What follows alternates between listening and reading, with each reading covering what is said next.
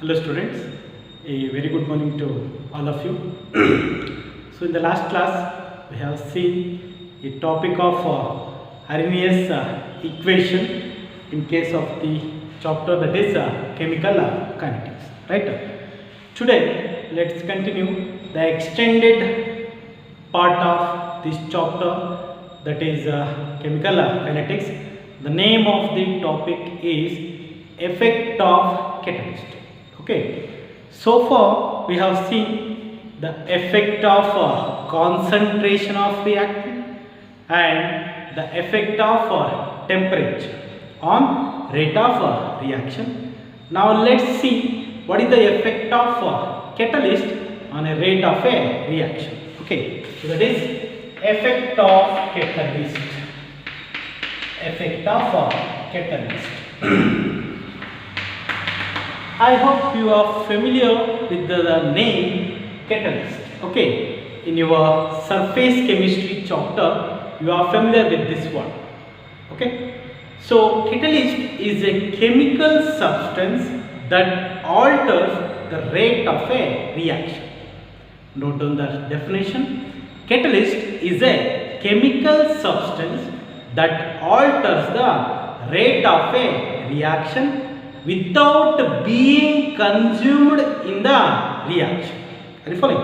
ಹಾಗಾದ್ರೆ ಅರ್ಥ, ನಿಮ್ಮ ಕೆಟಲಿಸ್ಟ್ ಏನಿದೆ ಇದೊಂದು ಕೆಮಿಕಲ್ ಸಬ್ಸ್ಟೆನ್ಸ್. ಇದು ನಿಮ್ಮ ರೇಟ್ ಆಫ್ ರಿಯಾಕ್ಷನ್ ಆಲ್ಟರ್ ಮಾಡುತ್ತೆ. ಹೇಗೆ ಅಂದರೆ ರಿಯಾಕ್ಷನ್ ಅಲ್ಲಿ ಇನ್ವಾಲ್ವ್ ಆಗದೇನೆ, ಐ ಮೀನ್ ಕನ್ಸ್ಯೂಮ್ ಆಗದೇನೆ. Are you following? So based on the activity of catalyst, we are going to classify catalyst into mainly two types. Okay, one is positive catalyst and one more is a negative catalyst. Are you following? So positive catalyst means those catalysts, they will increase the rate of reaction. They will increase the rate of reaction without being consumed in the chemical reaction. They are called as positive catalyst. ಇವನ್ನ ನಾವು promoters ಅಂತಾನೂ ಕರೀತೀವಿ. Okay, so second one is that is a negative catalyst. Negative catalyst means it is a catalyst which decreases the rate of reaction. Decreases the rate of reaction. So we can call it as a negative catalyst, or one more name, that is inhibitors. ಏನು ಕರಿತೀವಿ? Inhibitors ಅಂತ ಕರಿತೀವಿ. ಒಂದಷ್ಟು chemical ಸಬ್ಸ್ಟೆನ್ಸ್ಗಳಿದ್ದಾವೆ, ಅವನ್ನು ಕೂಡ ನಾವು catalyst ಅಂತಲೇ ಕರಿತೀವಿ. ಅವುಗಳು ಏನು ಮಾಡ್ತವೆ ಅಂದರೆ ಇವು ರಿಯಾಕ್ಷನ್ನ ಫಾರ್ವರ್ಡ್ ಆಗೋದಕ್ಕೂ ಬಿಡಲ್ಲ, ಬ್ಯಾಕ್ವರ್ಡ್ ಆಗೋದಕ್ಕೂ ಬಿಡಲ್ಲ. That means they never allow a forward reaction or a backward reaction. They will just stop the reaction. By arresting the reactants, they will stop the reaction. So such chemicals are considered to be called as poisons. Okay, so this is various types of catalyst. But ಇಲ್ಲಿ ನಾವು particular ಆಗಿ ನಮ್ಮ chemical kinetics ಅಲ್ಲಿ ನಾವು ನೋಡ್ತಾ ಇರೋದು positive catalyst, that is promoter. Referring what is the effect of positive catalyst in a rate of a reaction ಅಂದರೆ it always increases ಅಥವಾ enhances. That means a positive catalyst is a chemical substance that enhances the rate of reaction without being consumed in the chemical reaction is called as a catalyst. That too positive catalyst. So anta positive catalyst na effect ಏನು ಅಂತೇಳಿ ನಾವು ಇವತ್ತು ನೋಡ್ತಾ ಇದ್ದೀವಿ. That is effect of catalyst. Okay, so far we have got the definition of catalyst.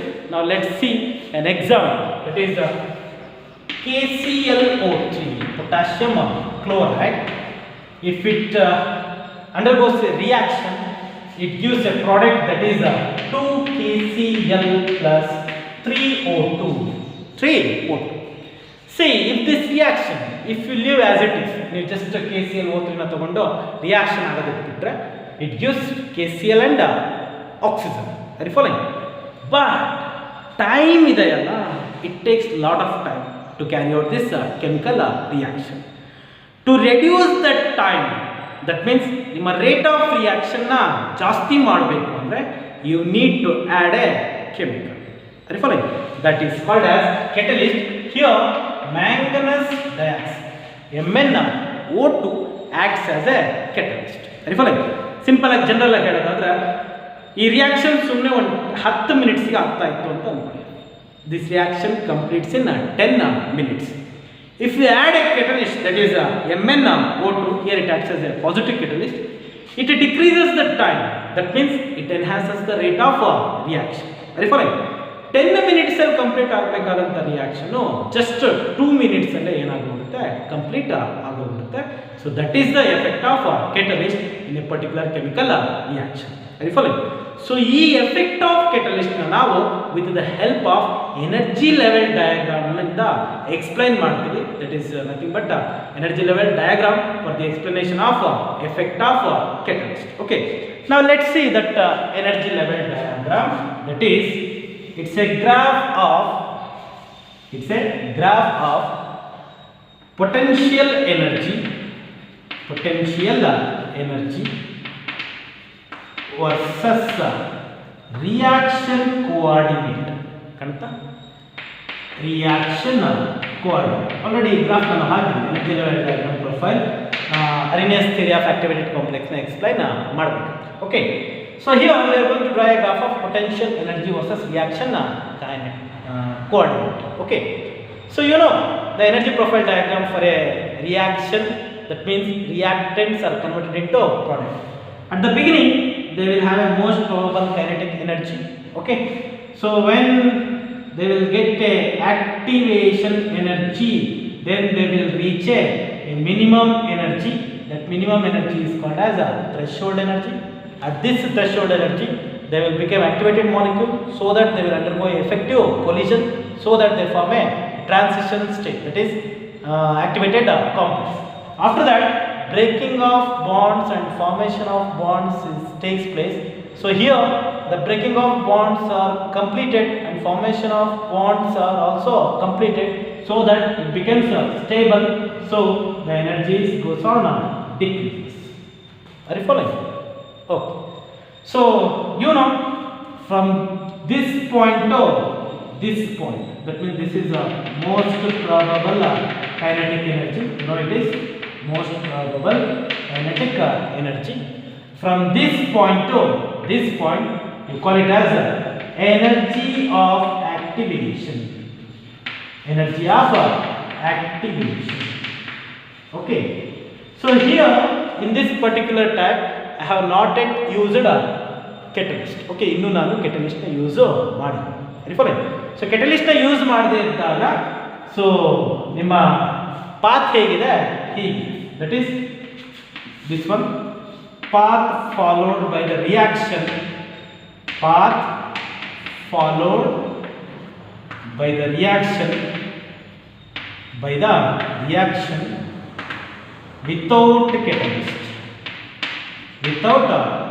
catalyst, ಇನ್ನು ನಾನು catalyst ಹಾಕಿಲ್ಲ, ಆವಾಗ ರಿಯಾಕ್ಷನ್ ಪಾತ್ ಈ ತರ ಇದೆ. ಓಕೆ, ಸೊ ಆವಾಗ ಎನರ್ಜಿ ಆಫ್ ಆಕ್ಟಿವೇಶನ್ ಈ ತರ ಇದೆ. That means energy of activation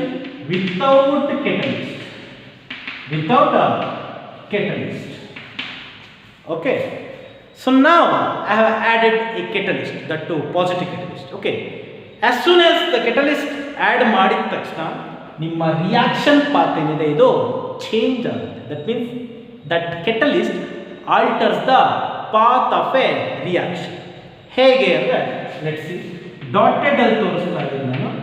so this is the reaction path with the catalyst.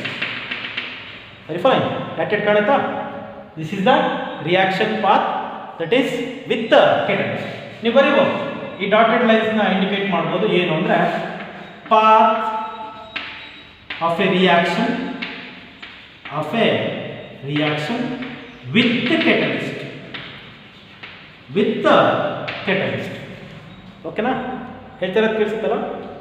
path of a reaction with the catalyst. ಇದು path of a reaction ಅಥವಾ path followed by the reaction without the catalyst. ಈಗ ಇಷ್ಟು gap ಏನಿತ್ತು, this is energy of activation without catalyst. ಕರೆಕ್ಟಾ? ಈಗ ಈ particular area ಏನಿದೆ, this is energy of activation. Energy of activation ಅಂದ್ರೆ ಎನರ್ಜಿ ಬೇಕು ಏನು ಮಾಡೋದಕ್ಕೆ, ಮಾಲಿಕ್ಯೂಲ್ಸ್ನ ಆಕ್ಟಿವೇಟ್ ಮಾಡೋದಕ್ಕೆ. ಅದನ್ನು ನಾವು ಆಕ್ಟಿವೇಶನ್ ಎನರ್ಜಿ ಅಂತ ಕರಿತೀವಿ. ಕರೆಕ್ಟಾ? ವಿತೌಟ್ ಅಲ್ಲ, ಈಗ ವಿತ್ ಕೆಟಲಿಸ್ಟ್.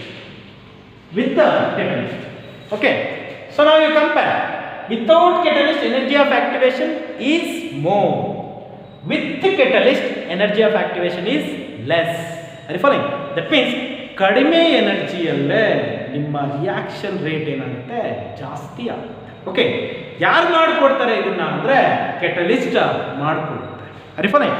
ಏನು ಮಾಡಿಕೊಡ್ತು ಕೆಟಲಿಸ್ಟ್ ಅಂದರೆ ರಿಯಾಕ್ಷನ್ ಪಾತ್ನ ಚೇಂಜ್ ಮಾಡುತ್ತೆ. So lesser energy of activation ಅಲ್ಲೇ ಆ ರಿಯಾಕ್ಷನ್ನ ಪ್ರೊಸೀಡ್ ಮಾಡುತ್ತೆ. ಸೊ ದಟ್ ನಿಮ್ಮ ರಿಯಾಕ್ಷನ್ ಏನಾಗುತ್ತೆ, ಫಾಸ್ಟ್ ಆಗುತ್ತೆ. That is the effect of catalyst, that positive catalyst. ಓಕೆನಾ? ಸೊ ಎಫೆಕ್ಟ್ ಆಫ್ ಕೆಟಲಿಸ್ಟ್ ಅಂತ ಕೇಳಿದ್ರೆ ನೀವು ಕೆಟಲಿಸ್ಟ್ ಅಂದ್ರೆ ಏನಂತ ಬರ್ಬಿಟ್ಟು ಈ ರಿಯಾಕ್ಷನ್ ಬರ್ಬಿಟ್ಟು ಈ ಎನರ್ಜಿ ಪ್ರೊಫೈಲ್ ಡಯಾಗ್ರಾಮ್ ಬರೆದು ಒಂದೆರಡು ಸೆಂಟೆನ್ಸ್ ಬರೀಬೇಕು. ಏನು ಅಂದರೆ with catalyst energy of activation is less, without catalyst energy of activation is more. Therefore catalyst alters the path of a reaction so that it proceed with a lower activation energy. Okay, ಈ ತರ ನೀವು expression ಕೊಟ್ಟರೆ 2 marks ಸಿಗುತ್ತೆ. Okay, for the sake of 2 marks they will ask this question, that is explain the effect of catalyst. Okay, so far what we have seen, these are all the factors that affect the rate of reaction. Okay, so ಇಲ್ಲಿಗೆ ಏನು factors ಇದ್ವು complete ಆಯಿತು. So ಇದಾದಮೇಲೆ ನಾವೊಂದು ಹೊಸ ಕಾನ್ಸೆಪ್ಟನ್ನು ನೋಡ್ತಾ ಇದ್ದೀವಿ, that is called as modern collision theory. Modern collision theory postulates ಇದೆ. ಓಕೆ, ಪಾಸ್ಟುಲೇಟ್ಸ್ನ ನಾನು ನಿಮಗೆ ಎಕ್ಸ್ಪ್ಲೈನ್ ಮಾಡ್ತೀನಿ. Wait for a second.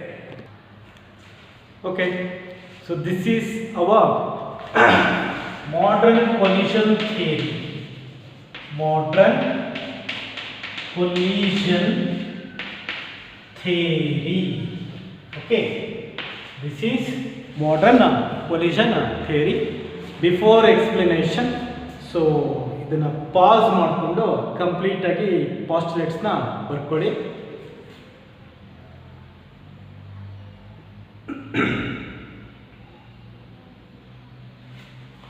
Okay, see ನಮ್ಮ Arrhenius theory of activated complex ಏನಿತ್ತು, ಇದಕ್ಕಿಂತ ಮೋರ್ ಎನರ್ಜೆಟಿಕ್ ಆಗಿ, ಮೋರ್ ಅಕ್ಯುರೇಟ್ ಆಗಿ ನಾವು ಎಕ್ಸ್ಪ್ಲನೇಷನ್ ಕೊಡಬೇಕು ಫಾರ್ ಎಫೆಕ್ಟಿವ್ ಕೊಲಿಷನ್ಸ್ ಅನ್ನೋ ಕಾರಣಕ್ಕೆ ಮಾಡರ್ನ್ ಕೊಲಿಷನ್ ಥಿಯರಿ ಎಸ್ಟಾಬ್ಲಿಷ್ ಆಯಿತು.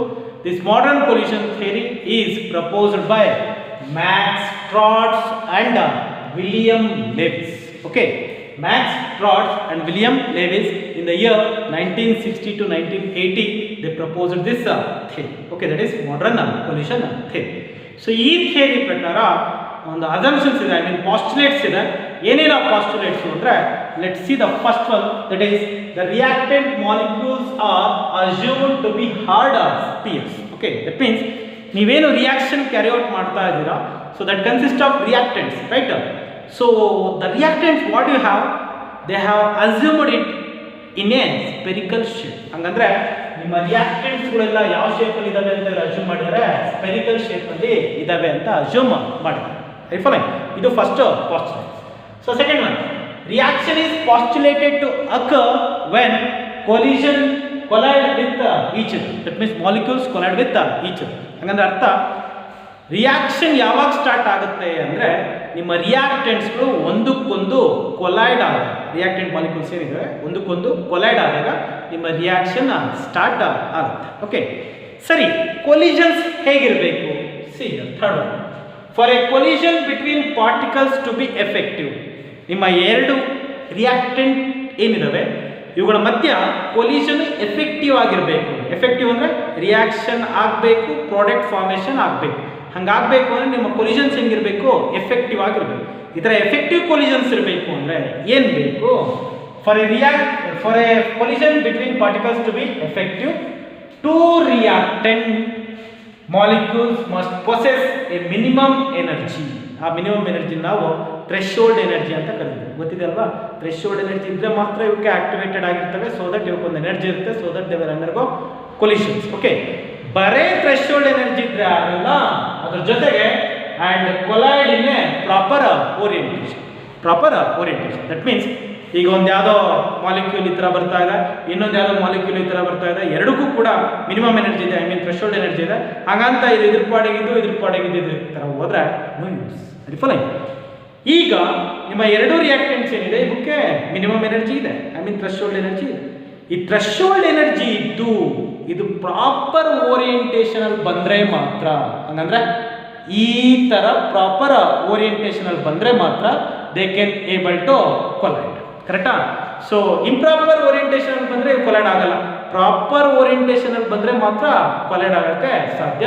ಹಂಗಿದ್ದಾಗ ಮಾತ್ರ ನಿಮಗೆ ಎಫೆಕ್ಟಿವ್ ಕೊಲಿಷನ್ಸ್ ಆಗುತ್ತೆ ಅಂತ ಹೇಳ್ತಾರೆ. Okay, next fourth one, proper orientation of reactant molecules lead to bond formation, whereas improper orientation makes them simply bounce back so that no product is formed. Okay, ಅಂದ್ರೆ ಅರ್ಥ proper orientation, ಈಗೇನು ಹೇಳಿದ್ನಲ್ಲ minimum energy ಇತ್ತು ಅಂತ ತಕ್ಷಣ ಅವೆಲ್ಲ collide effective collisions ಅಲ್ಲ, proper orientation ಇದ್ದಾಗ ಮಾತ್ರ ನಮಗೆ ಬಾಂಡ್ ಫಾರ್ಮೇಷನ್ ಆಗೋದಕ್ಕೆ ಸಾಧ್ಯ, ಐ ಮೀನ್ ಕೊಲಿಷನ್ಸ್ ಆಗಿಬಿಟ್ಟು.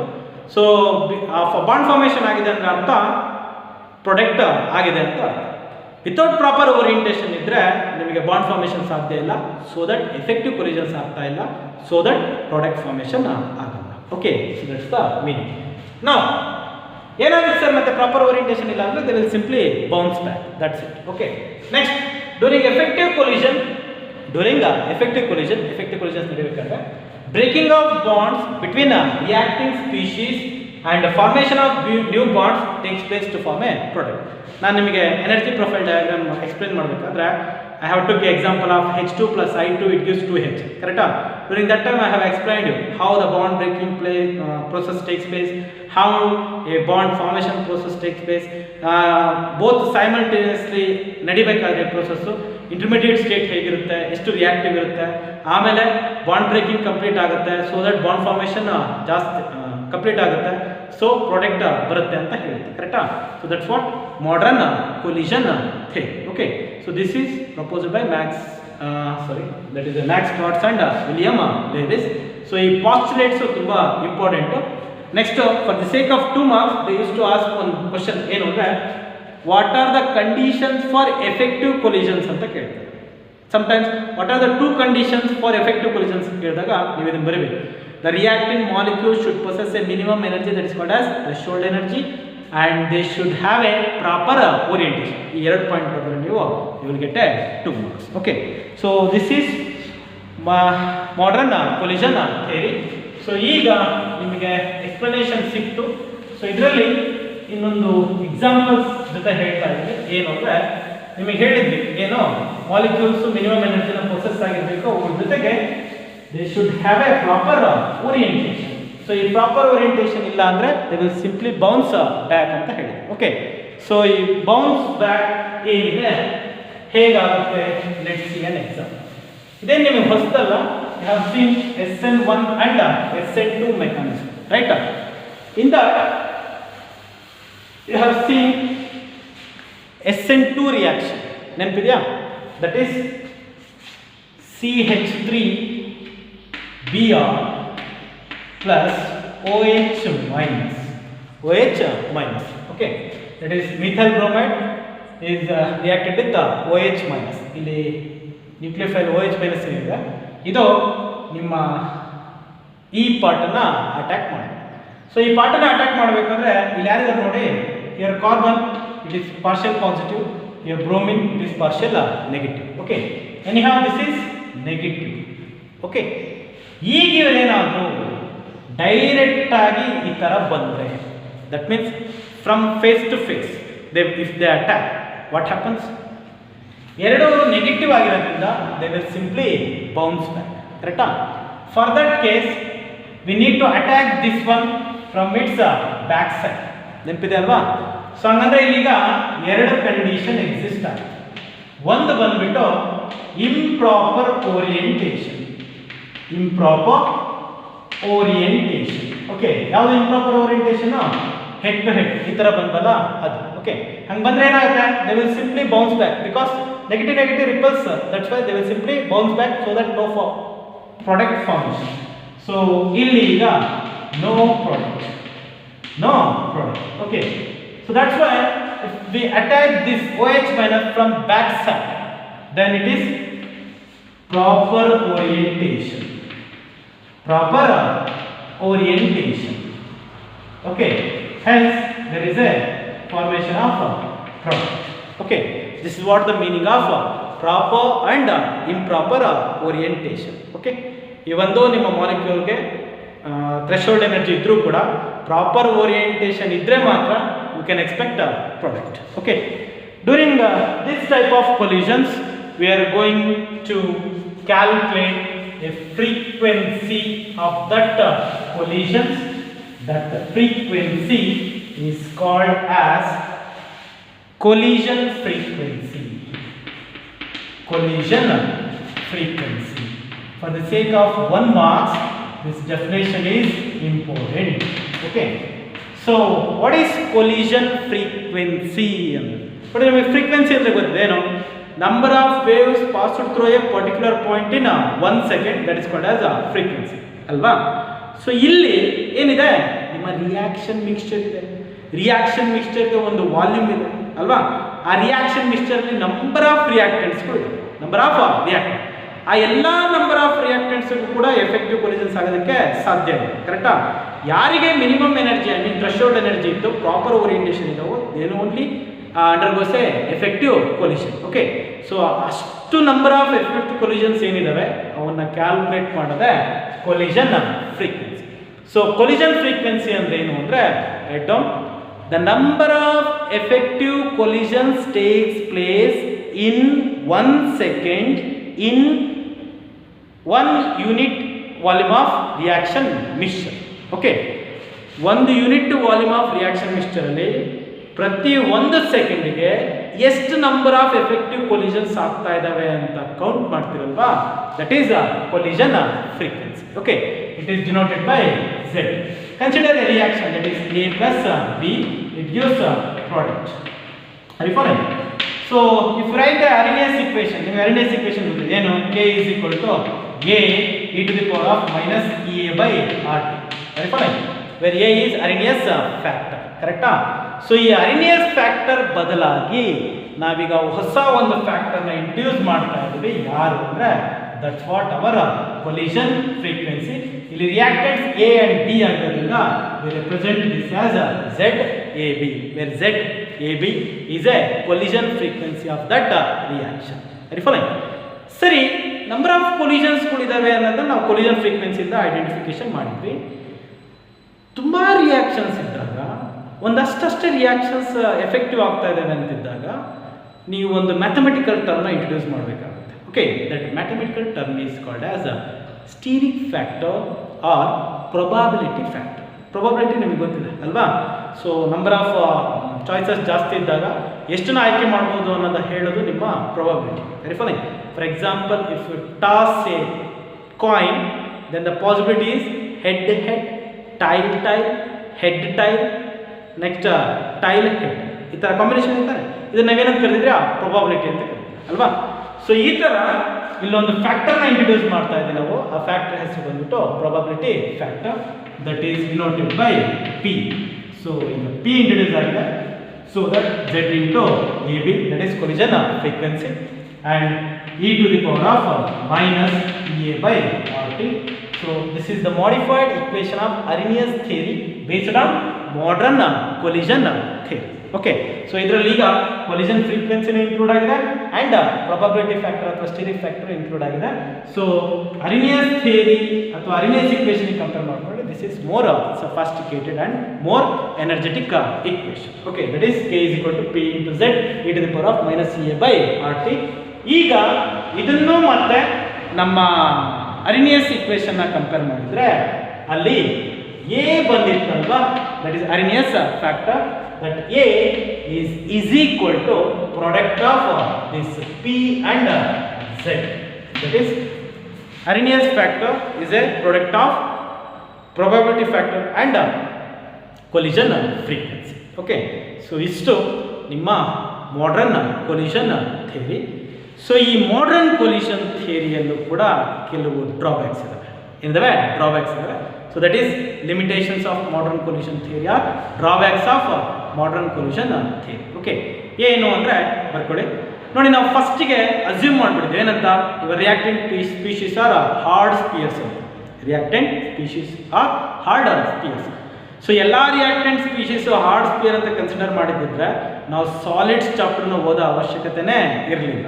So they neglected the structural aspects of reactants. Okay, that is their first drawback. Okay, second ಬಂದ್ಬಿಟ್ಟು ಇವರೇನು ಪ್ರೊಬಬಿಲಿಟಿ ಫ್ಯಾಕ್ಟರ್ ಅಂತ ಇಂಟ್ರಡ್ಯೂಸ್ ಮಾಡಿದ್ರಲ್ಲ, ಇದನ್ನ ಅವರು ಎಕ್ಸಾಕ್ಟಾಗಿ ಎಲ್ಲೂ ಕೂಡ ಎಕ್ಸ್ಪ್ಲನೇಷನ್ ಕೊಡಲ್ಲ. ಜಸ್ಟ್ ಪಿ ಇಂಟ್ರೊಡ್ಯೂಸ್ ಮಾಡಿದ್ದಾರೆ ಅಷ್ಟೇ, ಬಟ್ ಇದಕ್ಕೆ ವ್ಯಾಲ್ಯೂಸ್ ನೀಟಾಗಿ ಸಿಗ್ತಾ ಇರಲಿಲ್ಲ. So that's Y introduce of this P factor is doesn't have any significance. Okay, second one ಇದು. ಥರ್ಡ್ ಒನ್ ಬಂದ್ಬಿಟ್ಟು ಈ ಇಕ್ವೇಷನ್ನ ಯೂಸ್ ಮಾಡಿಕೊಂಡು ನೀವು ಕ್ಯಾಲ್ಕುಲೇಟ್ ಮಾಡೋಂಥ ರೇಟ್ ಕಾನ್ಸ್ಟೆಂಟ್ಸ್ ಇರ್ಬೋದು ಅಥವಾ ಎನರ್ಜಿ ಆಫ್ ಆಕ್ಟಿವೇಶನ್ಸ್ ಇರ್ಬೋದು, ಇವು ಥಿಯರಿಟಿಕಲ್ಗೂ ಮೆಜರ್ಡ್ ವ್ಯಾಲ್ಯೂಸ್ಗೂ ತುಂಬ ಡಿಫ್ರೆನ್ಸ್ ಬರ್ತಾ ಇದೆ ಅಂದರೆ ಇಲ್ಲೆಲ್ಲೋ ನಮಗೆ ತೊಂದರೆ ಇದೆ ಅಂತ. Okay, so these are the 4 drawbacks of modern collision theory. Okay, first one, they neglected the structural aspects of reactant species. They simply assume they are all in a spherical shape. Second one, that is the introduction of a p factor, I mean steric factor athwa probability factor. It doesn't have any significance here. Okay, values illa. So next, calculation of rate constant and energy of activations is having a differences with respect to their measured values and calculated values. Okay, so all these are the drawbacks of modern collision theory. So this completes the theory part of the chapter, that is chemical kinetics. Okay, so ನಾವೀಗ ಒಂದಷ್ಟು ಪ್ರಾಬ್ಲಮ್ಸ್ಗಳನ್ನ ನೋಡೋಣ.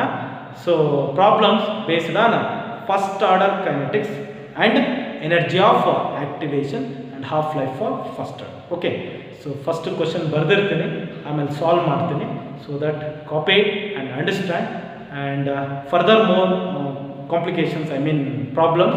So next sessions, I mean you would very soon you are going to come in here, right?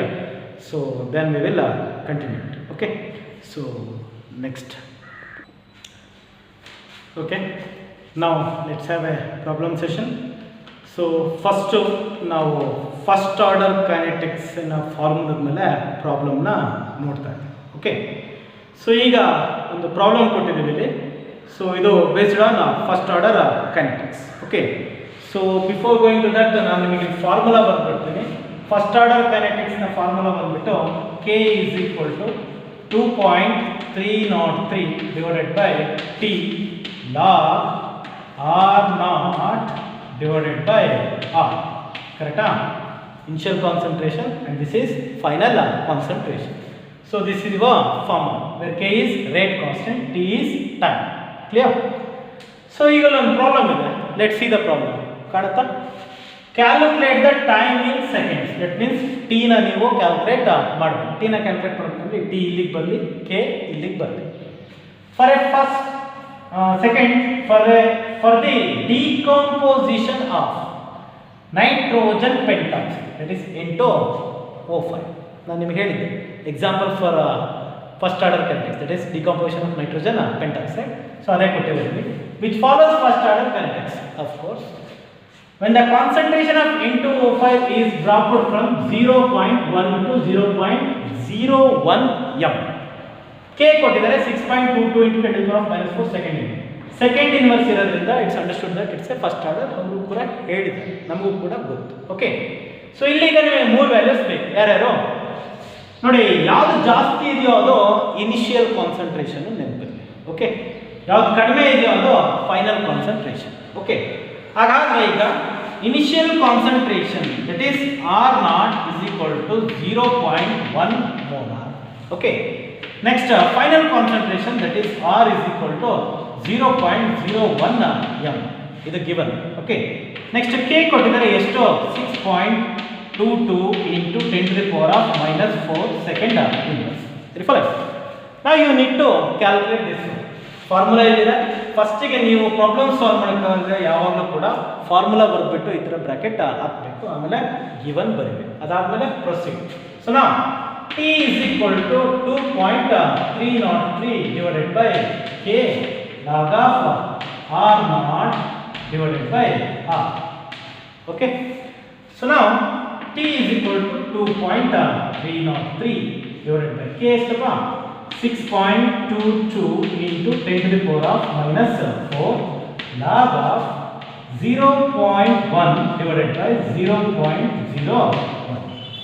Okay, clear? So substitute ಮಾಡಿ ಕಾಣಿಸುತ್ತಾ? So now you know t is equal to 2.303 divided by 6.22 into 10 to the power of minus 4 log 0.1 divided by 0.01 ಅಂದರೆ 10. Okay, ನಿಮಗೆ ಗೊತ್ತಿರಲಿ log 10 value it's always 1. Okay, log 10 1, log 100 2, log 1000 3, ಈ ಥರ ಎಷ್ಟು ಸೊನ್ನೆ ಇರುತ್ತೋ ಅಷ್ಟು ವ್ಯಾಲ್ಯೂ ಬರುತ್ತೆ. ಓಕೆ, ಲಾಗ್ ನೋಡೋದು ಗೊತ್ತಲ್ಲ, ಗೊತ್ತಿಲ್ಲ ಅಂದರೆ ಹೇಳ್ತೀನಿ. ಓಕೆ, ಸೊ ಈ ಕೇಸಲ್ಲಿ log 10 ಬಂದರೆ ಇಟ್ಸ್ ಓಕೆ, ನಾಟ್ ಪ್ರಾಬ್ಲಮ್.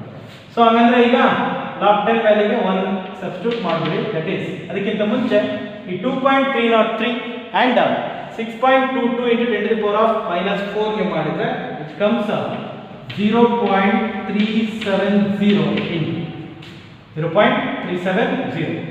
ಈ ಪವರ್ ಮೇಲೆ ಬಂದರೆ 10 to the power of plus 4 into 1. Okay, so now t is equal to 0.370 into 10 to the power of plus 4 ಅಂದರೆ into 1 ಅಂದರೆ 370 into 10 to the power of plus 4. ಇದು second inverse ಇತ್ತಾ, ಮೇಲೆ ಬಂದರೆ second ಆಗುತ್ತೆ. ಏನಾಗುತ್ತೆ? Second. That's what they ask, calculate time in seconds ಮಾಡಿ. Is it in scientific notation? No. Okay, so that's why we will shift to one point, that is 3. Okay, one point shift ಮಾಡಿದ್ದೀನಿ.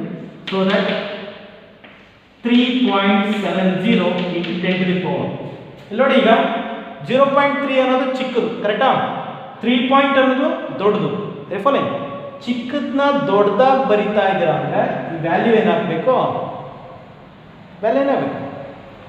ಚಿಕ್ಕದಿದೆ, ಚಿಕ್ಕದನ್ನ ದೊಡ್ಡದಾಗಿ ಬರಿತಾ ಇದ್ದೀನಿ ಅಂದರೆ ಈ value ಕಡಿಮೆ ಆಗುತ್ತೆ. That means plus 3 seconds. This is the answer. Okay, ಬರ್ಕೊಳ್ಳಿ.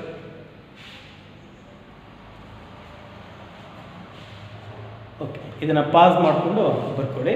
So solution ಅರ್ಥ ಆಯ್ತಪ್ಪ? ಇದನ್ನು ಡಿವೈಡ್ ಮಾಡಿ ಆಮೇಲೆ ಲಾಗ್ ವ್ಯಾಲ್ಯೂಸ್ ನೋಡಿ. ಇನ್ನೊಂದು ನೆನಪಿಟ್ಕೊಳ್ಳಿ, in case next log values ಇಲ್ಲೇನೋ 10 ಬಂತು, so that you are safe. Next log values ಏನಾದರೂ ಬೇರೆ ಬಂತು ಅಂದರೆ ಅವಾಗ ಏನು ಮಾಡಬೇಕು? ನಿಮ್ಮ ಕ್ಯಾಲ್ಕುಲೇಟರ್ ತೊಗೊಂಡ್ಬಿಟ್ಟು, okay, first type that value, type that value, ಆ ವ್ಯಾಲ್ಯೂನ ಟೈಪ್ ಮಾಡಿ. Okay, after that root button ಇರುತ್ತಲ್ವ, ರೂಟ್ ಬಟನ್ ಅದನ್ನು 13 ಟೈಮ್ಸ್ 13 ಸಲ ಪ್ರೆಸ್ ಮಾಡಿ, ಅಂದರೆ ಟೈಪ್ ಮಾಡಿ 13 ಸಲ. ಓಕೆ, ಅದಾದಮೇಲೆ -1 -1, ಅದಾದಮೇಲೆ ಮಲ್ಟಿಪ್ಲೈ ಅಂದರೆ ಇಂಟು ಬಟನ್ ಹೋಗ್ಬಿಟ್ಟು 3558 ಪ್ಲಸ್ 355 ಇದು ಮಾಡಿದರೆ ನಿಮಗೆ ಲಾಗ್ ವ್ಯಾಲ್ಯೂ ಸಿಗುತ್ತೆ. ಓಕೆ, ಫಾರ್ ಎಕ್ಸಾಂಪಲ್ ಟ್ರೈ ಮಾಡಿ ನೋಡಿ, ಕ್ಯಾಲ್ಕುಲೇಟರ್ ತಗೊಳ್ಳಿ. ಫಸ್ಟು 2 ಅಂತ ಅನ್ಕೊಳ್ಳಿ, ಲಾಗ್ 2ನ ಟೈಪ್ ಮಾಡಿ. ಆಫ್ಟರ್ ದ್ಯಾಟ್ ರೂಟ್ ಬಟನ್ನ 13 ಟೈಮ್ಸ್ 13 ಸಲ ಪ್ರೆಸ್ ಮಾಡಿ, ಒಂದು ವ್ಯಾಲ್ಯೂ ಬಂತ. ಸೊ ಅದಾದಮೇಲೆ -1 ಮಾಡಿ, ಆಯಿತಾ? ಅದಾದಮೇಲೆ ಮಲ್ಟಿಪ್ಲೈ 3558, ಸೊ ದಟ್ ನಿಮಗೆ ಆನ್ಸರು 0.3010 ಬಂದಿದೆ, ಕರೆಕ್ಟಾ? So this is how you are going to calculate log by using simple calculators. Okay, so next ಬೇಕಾಗುತ್ತೆ, ಅದಕ್ಕೆ ಹೇಳಿದ್ದೀನಿ, ನೆನಪಿಟ್ಕೊಳ್ಳಿ. So this is your first problem. Let's go to second. Okay, so ನಾವು see the problem that is 60%. ಎಷ್ಟು percent? 60% of a first order reaction, ಯಾವ order? First order, was completed in 60 minutes. 60 minutes, time ಎಷ್ಟಿದೆ? 60 minutes ಆಗಿದೆ. Okay, calculate the time required to complete. Calculate the time. Time ಕೊಟ್ಟಿದ್ದಾರೆ sir, ಮತ್ತೆ ಟೈಮ್ ಕೇಳ್ತಾ ಇದ್ದಾರೆ. S, of course time ಕೊಟ್ಟಿದ್ದಾರೆ, ಅದೊಂದು ರಿಯಾಕ್ಷನ್ಗೆ. ಸೊ ಅವ್ರು ಕೇಳ್ತಾ ಇದ್ದಾರೆ calculate the time required to complete 50% of the same reaction. ಇದೇ ರಿಯಾಕ್ಷನು 50% ಆದಾಗ ಎಷ್ಟು ಟೈಮ್ ಬೇಕಾಗುತ್ತೆ ಕ್ಯಾಲ್ಕುಲೇಟ್ ಮಾಡಿ ಅಂತ ಹೇಳಿದ್ದಾರೆ. ಓಕೆ, ಸೊ ಹಂಗಂದ್ರೆ ಫಸ್ಟು ಪ್ರಾಬ್ಲಮ್ ನೀಟಾಗಿ ನೋಡಿದ್ದೀವಿ. ಫಸ್ಟ್ ಗಿವನ್ ಬರ್ಕೊಂಡು ಇಲ್ಲಿ ನೋಡಿ 60% of the first order reaction was completed ಅಂತ. ಕಂಪ್ಲೀಟೆಡ್ ಅಂದರೆ ಮುಗ್ದಿದೆ ಅಂತ ಅರ್ಥ. 60% ಕಂಪ್ಲೀಟ್ ಆಗೋಕ್ಕಿಂತ ಮುಂಚೆ ನಿಮ್ಮ ರಿಯಾಕ್ಷನ್ನ ಕಾನ್ಸಂಟ್ರೇಷನ್ ಎಷ್ಟಿತ್ತು?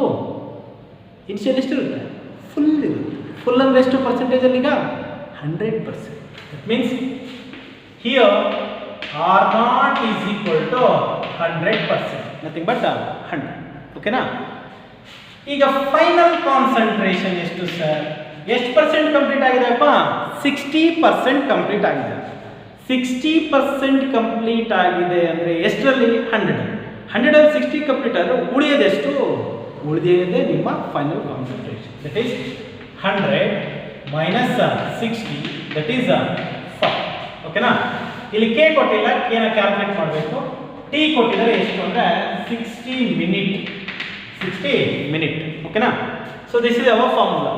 So you know you need to calculate K. K is equal to 2.303 divided by T ಎಷ್ಟು? 60.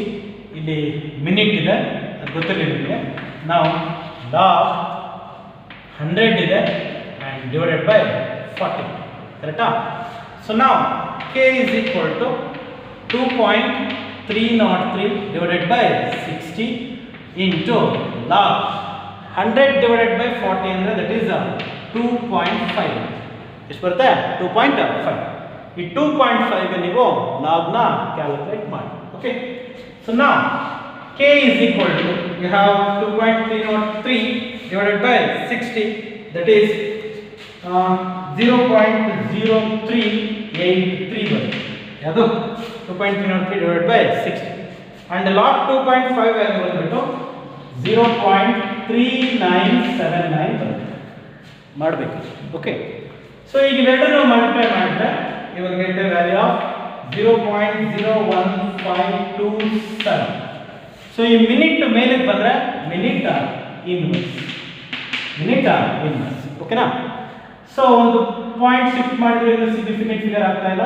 ಸೊ ದಟ್ಸ್ ವೈ ಎರಡು ಪಾಯಿಂಟ್ ಶಿಫ್ಟ್ ಮಾಡ್ತಾನೆ. ಸೊ ದಟ್ 1.527 ಚಿಕ್ಕದನ್ನ ದೊಡ್ಡದಾಗಿ ತೋರಿಸ್ತಾ ಇದ್ದೀವಿ. ದಟ್ಸ್ ವೈ ವ್ಯಾಲ್ಯೂ ಏನಾಗಬೇಕು? ಕಡಿಮೆ ಆಗಬೇಕು. That is -2.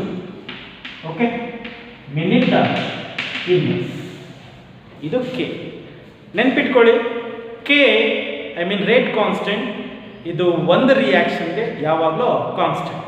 ಅದು 10% ಆದರೂ ಆಗಲಿ, 50% ಆದರೂ ಆಗಲಿ, 80% ಆದರೂ ಆಗಲಿ, ಎಷ್ಟಾದರೂ ಆಗಲಿ. ಅವ್ರಿಗೆ ಫಾಲೋಯಿಂಗ್. ಸೊ ಸೇಮ್ ರಿಯಾಕ್ಷನ್ಗೆ ಅಂತ ಹೇಳ್ತಾ ಇರೋದ್ರಿಂದ ಈಗ ನಮಗೆ ಈ ಕೆ ಏನಿದೆ ಇದು ಫಿಕ್ಸ್. ಓಕೆ, ಈಗ ನೆಕ್ಸ್ಟ್ ಸ್ಟೆಪ್ ಏನು ಮಾಡಬೇಕು? ಈಗ ಟೈಮ್ ರಿಕ್ವೈರ್ಡ್ ಟು ಕಂಪ್ಲೀಟ್ 50% ಎಷ್ಟಾಗುತ್ತೆ ಕ್ಯಾಲ್ಕುಲೇಟ್ ಮಾಡಿ ಅಂತ ಹೇಳಿದೆ. 50% ಅಂದರೆ ಎಷ್ಟಪ್ಪ? ಅರ್ಧ, ಹಾಫ್. ಓಕೆ, ಸೊ ನಮಗೆ ಇನ್ನೊಂದ್ಸತಿ ಇದನ್ನೆಲ್ಲ ಮಾಡ್ಕೊಳ್ಳೋ ಅವಶ್ಯಕತೆ ಇಲ್ಲ. ಡೈರೆಕ್ಟಾಗಿ ನಾವು ಒಂದು ಫಾರ್ಮುಲಾ ಇದೆ ನಮ್ಮ ಹತ್ರ. ಏನು ಅಂದರೆ half life for first order. ಏನು formula? T half is equal to 0.693 divided by k. ಕರೆಕ್ಟಾ? ಇಲ್ಲಿ t half nothing but t 50% ಬರ್ಕೋಬಹುದು. T 50% is equal to 0.693 divided by k value ಬಂದಿರ್ತಾನೆ, that is constant. Okay, that is 1.52 into 10 to the power of -2 7 ಬೇಕು ಬರಬೇಕು. So minute inverse ಇದೆ, ಮೇಲೆ ಬಂದ್ರೆ minute ಆಗುತ್ತೆ. ಓಕೆ, ಸೊ 0.693 divided by 1.527 ನೀವು ಮಾಡಿದ್ರೆ it gives 0.4538 into 10 to the power of ಇದು ಮೇಲೆ ಬಂದ್ರೆ +2 ಮಿನಿಟ್ ಇನ್ವರ್ಸ್ ಮೇಲೆ ಬಂದ್ರೆ ಮಿನಿಟ್ ಆಗುತ್ತೆ. ಓಕೆ, ಸೊ ಸೈಂಟಿಫಿಕ್ ನೋಟೇಷನ್ ಒಂದು ಪಾಯಿಂಟ್ ಶಿಫ್ಟ್ ಮಾಡಿ, ದಟ್ ಈಸ್ 4.538 ಚಿಕ್ಕದನ್ನ ದೊಡ್ಡದಾಗಿ ಬರೆದಿಲ್ಲ ಅಂದರೆ ವ್ಯಾಲ್ಯೂ ಕಡಿಮೆ ಮಾಡಿ. It's 10 to the power of 1 minute inverse. Okay, so 10 to the power of 1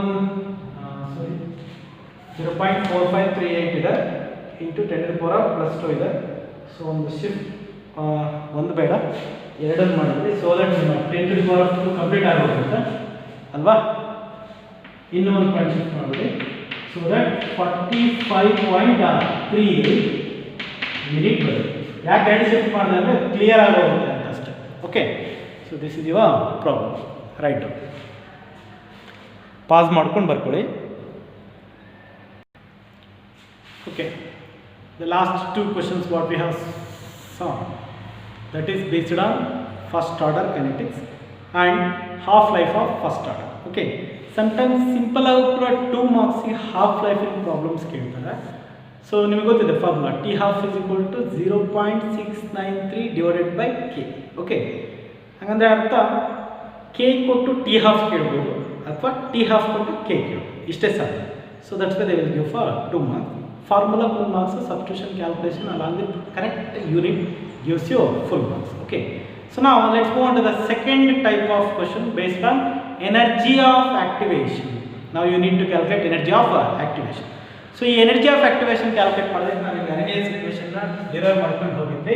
so ನಮಗೆ ಫಾರ್ಮುಲಾ ಬಂದಿತ್ತು ಏನು ಅಂದರೆ log K2 by K1 is equal to EA. EA means energy of activation is equal to 2.303 into R, where R is universal gas constant, T2 minus T1 divided by T1 into T2. This is your formula. Okay, so in this particular question, let's read it now. So the decomposition of hydrogen iodide, HI ಏನಾಗ್ತದೆ decompose ಆಗ್ತದೆ to give H2 plus I2 has a rate constants ಕೊಟ್ಟಿದ್ದಾರೆ ಏನೇನು 9.51 into 10 to the power of minus 9 mole inverse liter second inverse at 500 Kelvin. That means ನಮಗೆ T1 ಮತ್ತೆ K1 ಸಿಕ್ತು ಅಲ್ಲಿಂದ. So T1 ಎಷ್ಟು 500 Kelvin, temperature initial temperature 500 ಇದೆ ತಾನೆ. Okay, that is T1. ಅದಕ್ಕೆ ಕರೆಸ್ಪಾಂಡೆಂಟ್ ಆಗಿರ್ತಕ್ಕಂಥ rate constant K1, that is 9.51 into 10 to the power of minus 9. Okay, so similarly proceed and 1.10 into 10 to the power of minus 5 mole inverse liter second inverse at 600 Kelvin. That means this is T2, that is K2. So T2 is 600 Kelvin. K2 is 1.10 into 10 to the power of minus 5. ಸಿಕ್ರಾ ಇಲ್ಲ? So now this is your formula. So formula ಬರಬೇಕು, ನೀಟಾಗಿ bracket ಹಾಕಬೇಕು, ಆಮೇಲೆ given ಬರಬೇಕು, ನಾವು substitute. So log K2 ಎಷ್ಟಿದೆ 1.10 into 10 to the power of minus 5 divided by K1, that is 9.551 into 10 to the power of minus 9 is equal.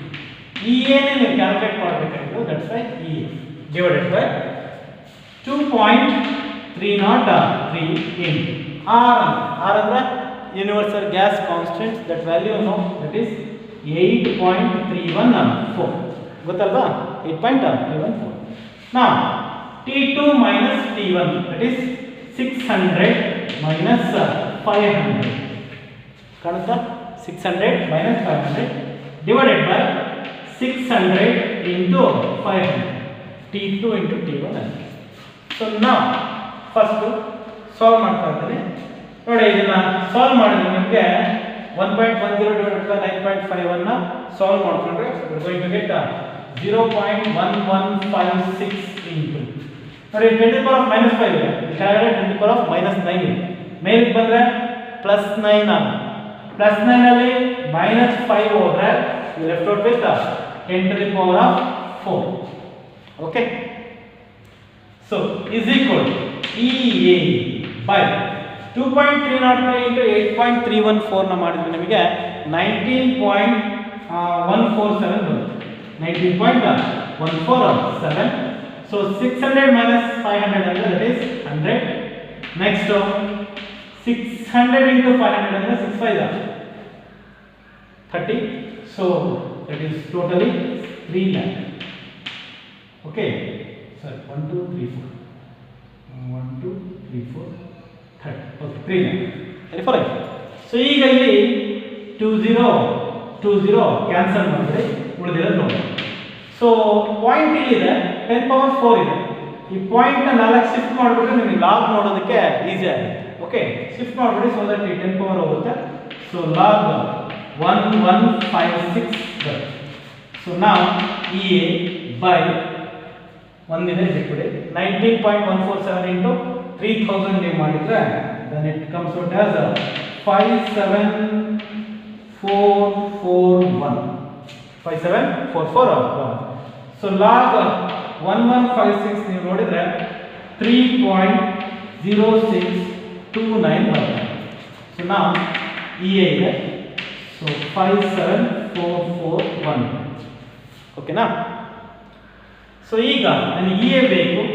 So EA ಇಲ್ಲಿದೆ. ಇವೆರಡನ್ನು ನಾನು ಮಲ್ಟಿಪ್ಲೈ ಮಾಡಿದ್ರೆ ನನಗೆ EA ಸಿಗುತ್ತೆ. ವ್ಯಾಲ್ಯೂ ಬಂದ್ಬಿಟ್ಟು 175936.03 ಇಷ್ಟು ಬರುತ್ತೆ. ಓಕೆ, ಸೊ ಯೂನಿಟ್ ಬಂದ್ಬಿಟ್ಟು ಎನರ್ಜಿ ಆಫ್ ಆಕ್ಟಿವೇಶನ್ ತಾನೆ, that is joules per mole. Joules per mole.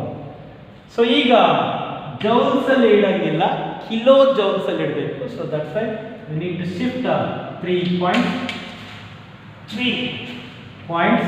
Okay, so that means EA is equal to EA is equal to 175.93 kilojoule kJ kilojoule per mole. So this is our final answer. Okay, so ಇಷ್ಟೇ. ಎರಡು temperature ಕೊಟ್ಟಿರ್ತಾರೆ, ಎರಡು rate constants ಕೊಟ್ಟಿರ್ತಾರೆ, K1 K2 T1 T2. ಇಷ್ಟನ್ನ ನೀವು substitute ಮಾಡಿ EA calculate ಮಾಡೋದಷ್ಟು. Okay, log ಮಾಡ್ಕೋಬೇಕಾದ್ರೆ ಸ್ವಲ್ಪ simplify ಮಾಡಿಕೊಂಡ್ರೆ so that ನಿಮಗೆ ಕ್ಯಾಲ್ಕುಲೇಟರ್ಲಿ ಕ್ಯಾಲ್ಕುಲೇಟ್ ಮಾಡೋದಕ್ಕೆ ಈಸಿ ಆಗುತ್ತೆ. Okay, so this is one type means formula ಇದೆ, ಬಟ್ ನಿಮಗೆ K1 K2 ಸಪ್ರೇಟಾಗಿ ಕೊಟ್ಟಿರ್ತಾರೆ, T1 T2 ಕೊಟ್ಟಿರ್ತಾರೆ, ಸಬ್ಸ್ಟಿಟ್ಯೂಟ್ ಮಾಡಿಬಿಟ್ಟು ಮಾಡಬೇಕು. ಇನ್ನೊಂದು ಥರ ಇದೆ, ಹೇಗೆ ಅಂದರೆ ಇಲ್ಲಿ K1 K2 ಕೊಟ್ಟಿದ್ದಾರೆ, they won't give K1 and K2, they will give the relation between K1 and K2. So ಇಲ್ಲಿ K1 ಏನು ಇನಿಷಿಯಲ್, K2 ಏನು ಫೈನಲ್ ಅಲ್ವಾ? ಹಂಗಂದ್ರೆ ಮೊದಲಿಗಿಂತ ಎರಡನೇದು ಎಷ್ಟು ಪಟ್ಟು ಜಾಸ್ತಿ ಇದೆ ಅನ್ನೋದನ್ನ ಕೊಟ್ಟಿರ್ತಾರೆ. ಲೈಕ್ ಡಬಲ್ ಅಥವಾ ಟ್ವೈಸ್ ಅಂತ, ಟ್ರಿಪಲ್ ಅಥವಾ ಥ್ರೈಸ್ ಅಂತ, ಕ್ವಾಡ್ರುಪೋಲ್ ಅಥವಾ 4 ಟೈಮ್ಸ್ ಅಂತ, 5 ಟೈಮ್ಸ್ ಅಂತ, ಈ ಥರ ರಿಲೇಷನ್ ಕೊಟ್ಟಿರ್ತಾರೆ. ಸೊ ಆ ಟೈಮಲ್ಲಿ ನೀವೇನು ಮಾಡಬೇಕು ಅಂದರೆ K2 ಜಾಗದಲ್ಲಿ, ಈ K2 ಜಾಗದಲ್ಲಿ K1ಗಿಂತ ಎಷ್ಟು ಪಟ್ಟು ಅಂದರೆ 2 ಪಟ್ಟು 3 ಪಟ್ಟು ಅಂತಿದ್ರೆ 2 ಪಟ್ಟು ಅಂತಿದ್ರೆ 2K1 ಅಂತ ಬರೀಬೇಕು, 3 ಟೈಮ್ಸ್ ಇದ್ದರೆ 3K1 ಅಂತ ಬರೀಬೇಕು. ಸೊ K1 ಕ್ಯಾನ್ಸಲ್ ಆಗುತ್ತೆ. ಸೊ ದಟ್ ನಿಮ್ಗೆ ಈಸಿಯಾಗಿ ಲಾಗ್ 2 ಲಾಗ್ 3 ಲಾಗ್ 4 ಲಾಗ್ 5 ಈ ಥರ ವ್ಯಾಲ್ಯೂ ಬರುತ್ತೆ. You can do it. Okay, so this is one type. Next one, let's see. Okay, wait for a second. Okay, now let's see the problem. So they have given one problem. What it is? In a reaction, the velocity ಅಂತ ತಕ್ಷಣ ಗಾಬರಿ ಆಗಬೇಡಿ, velocity nothing but rate. Okay, rate of reaction. The velocity was found to be doubled. ಅಂದರೆ rate of reaction ಏನಾಗ್ತಾ ಇದೆ, ಈಗ double ಆಗ್ತಾ ಇದೆ. ಯಾವಾಗ? when ಅಥವಾ double by raising the temperature ಜಾಸ್ತಿ ಮಾಡಿ. ಅಫ್ಕೋರ್ಸ್ ನಮಗೆ ಗೊತ್ತಿದೆ, for every 10 degree Celsius the rate of reaction doubles ಆಗ್ತದೆ, ಕರೆಕ್ಟಾ? From 30 degree to 40 degree. ಇವು ಈಗ ಎರಡು ಟೆಂಪರೇಚರ್ಸ್, T1 ಮತ್ತು T2. 30ಇಂದ 40ಗೆ ಟೆಂಪರೇಚರ್ ಇದೆ. So that calculate the energy of activation. Right, we need to calculate EA, calculate ಮಾಡೋಣ. So this is our formula, that is log K2 by K1 is equal to EA by 2.303 into R, T2 minus T1 divided by T1 into T2. Now let's see, T1 ಎಷ್ಟಪ್ಪ? 30 degree. ಡಿಗ್ರಿಯಲ್ಲಿದೆ ಅಂದ ತಕ್ಷಣ ಹಾಗೆ continue ಮಾಡೋಂಗಿಲ್ಲ. It's your prime duty to calculate ಅಥವಾ convert into Kelvin. Okay, by adding 273, that is 30 plus 273 is equal to 303 Kelvin ಬರುತ್ತೆ. Okay, so next 40 degree ಇದೆ, T2 plus 273 ಅಂದರೆ that is 313 Kelvin ಬರುತ್ತೆ. ಓಕೆನಾ? Sorry, let's take this is T2. ಈಗ K1 K2 ಕೊಟ್ಟಿಲ್ಲ ಅಲ್ವಾ? ಹಾಗಂತ ನಮಗೇನು ಪ್ರಾಬ್ಲಮ್ ಇಲ್ಲ, ಅವರೊಂದು ರಿಲೇಷನ್ ಕೊಟ್ಟಿದ್ದಾರೆ. ಏನು? ಫಸ್ಟಿಗೆ ಕಂಪೇರ್ ಮಾಡಿಕೊಂಡ್ರೆ ರೇಟ್ ಆಫ್ ರಿಯಾಕ್ಷನ್ ಅಥವಾ ವೆಲಾಸಿಟಿ ಏನಾಗಿದೆ, ಡಬಲ್ ಆಗಿದೆ. ಹಾಗಂದ್ರೆ K1 ಕಂಪೇರ್ ಮಾಡ್ಕೊಂಡ್ರೆ K2 ವ್ಯಾಲ್ಯೂ ಡಬಲ್ ಆಗಿದೆ. Okay, so that means K1 is equal to K1 but K2 is equal to ಇವರಿಗಿಂತ ಡಬಲ್ ಅಂದರೆ ದಟ್ ಈಸ್ 2K1. ಸೊ ನಾವು you know the formula, this one will substitute ಮಾಡಿ log K2 value ಎಷ್ಟು 2K1 that is 2K1 divided by K1. So EA by 2.303 into R means 8.314. next ನಿಮ್ಮ T2 minus T1 ಇದೆ ಅಲ್ವಾ.